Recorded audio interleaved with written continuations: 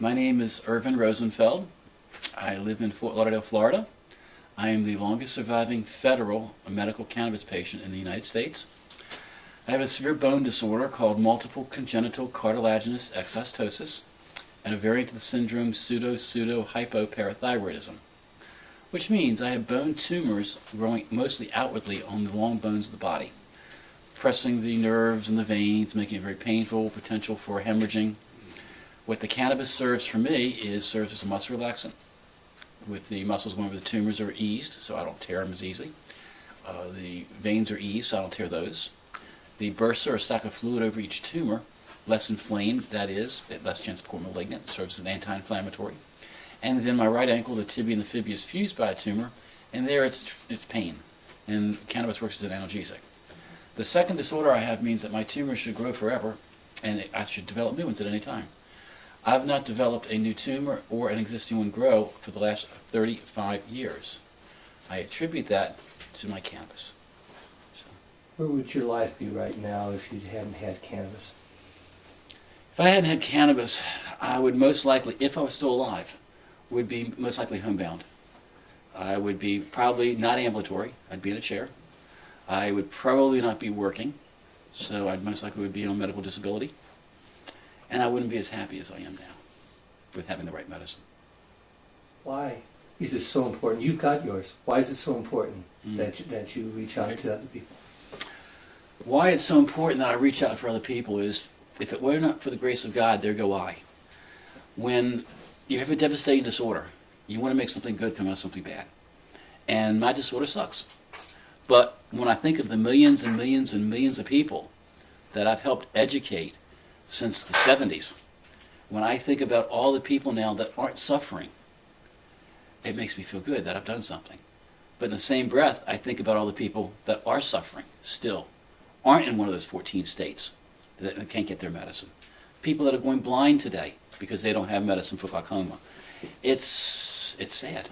So yeah, you have to do it. You have to give back. You know, and, God's got me here, and I feel like He's done amazing things for me. And so I'm in a position where I can give back, and that's what I've done. Fantastic. Over the last, how many years has it been now that you've been a federal patient? I've been a federal patient for going on 28 years. My first program started, my first cannabis cigarette that I got was on November 20th, 1982. Since then, you've seen a lot of people pass, haven't you? Since then, I've seen a lot of people pass, and a lot of people that shouldn't have, or didn't have to, if only they had the right medicine. Cannabis could have made the difference in those Completely. lives. Completely. And it's just, look, it's a person who I never knew, Peter McWilliams. Okay, he died on his own vomit because he couldn't use cannabis, and he was with his nausea, and it killed him because he had been arrested, and so he wasn't allowed to use it because he had been arrested in California. So there's a perfect example right there. And it's happening all over the country every day. And so that's really what this book is, what I'm hoping that the average American will pick up this book. And not only people in the choir, right now the people in the choir are one of the ones seeing this. But once we really try to go after John Q. Public, I'm really hoping that the average person is going to look at this book and say, my God, what is this? He smoked 120,000 marijuana cigarettes? And look at that tin can, that's from the government? I got to read that. And I'm hoping they read it and they realize, because again, most of those people think of marijuana as evil, because that's the way the government's made it out to be. So now they're going to read this story and then go, wait a minute, where's the problem here?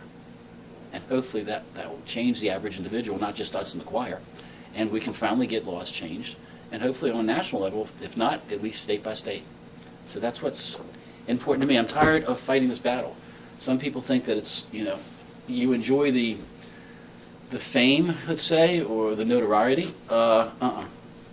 It's you want to get it done. Okay, it's time to get this done, get the medicine for everybody else, and move on and have a happy life. A lot of people probably look at this and they'll think, well, you look pretty healthy. I look very healthy because I have the right medicine. If I didn't have my cannabis, like I said, I probably wouldn't be alive. But because I have the right medicine, I don't have to take any other narcotics or other drugs.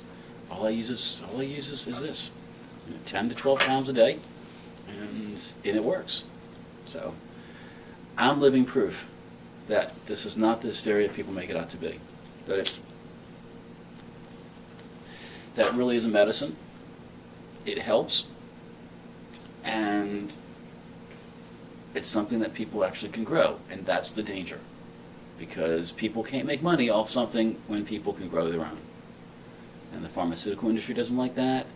The petrochemical companies don't like that. The lumber industry, the industrial complex of prisons, they don't want that to happen. They want to demonize it, prosecute it, and say how bad it is. And this way, they keep their jobs. It's sad. So, it'll be changed, just not soon enough for me. So, through Patients at a Time, we had a privately funded study in 2001 called the Missoula Study. Dr. Ethan Russo was the main investigator.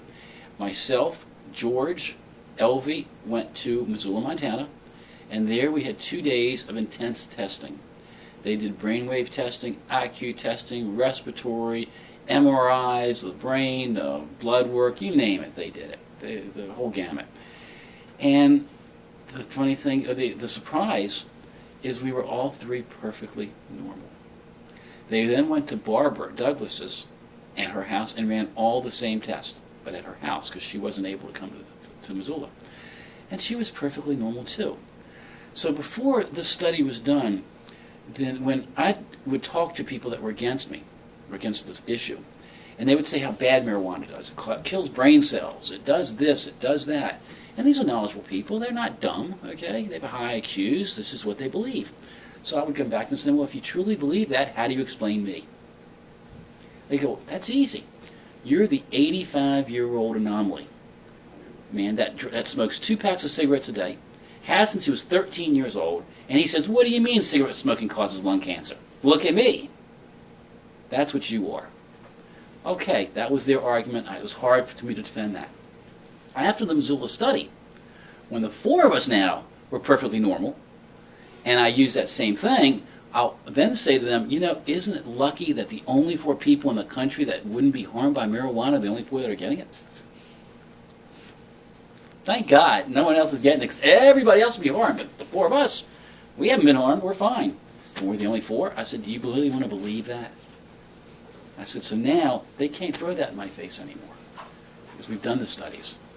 The government may not want to know, but we now know that we're in great shape. And all cannabis has done has been a benefit for us, not harmed us in any which way. And we're living proof. Now, you're never going to stop people from growing it. People are going to grow it where, if they want to. But it doesn't still make them a criminal. Okay? Even if we pass and make it legal for everybody, just because somebody grows their own doesn't make them a criminal. I mean, it's a plant. Okay? People grow tomatoes. Are they prosecuted because they grow tomatoes? They grow cucumbers. Are they prosecuted because they grow cucumbers? So it's a plant. I mean, I don't understand why people make up the hysteria all about this plant. I mean, I've been using it now for 38 years. Okay, I've been married for 36 years. I'm a financial advisor for South Florida for Fort Lauderdale brokerage firm. I teach disabled sailing, and I do all this smoking 10 to 12 cannabis cigarettes a day. And so I feel very comfortable using my medical cannabis every day. And thank God I have it. You know, I just wish other people had it.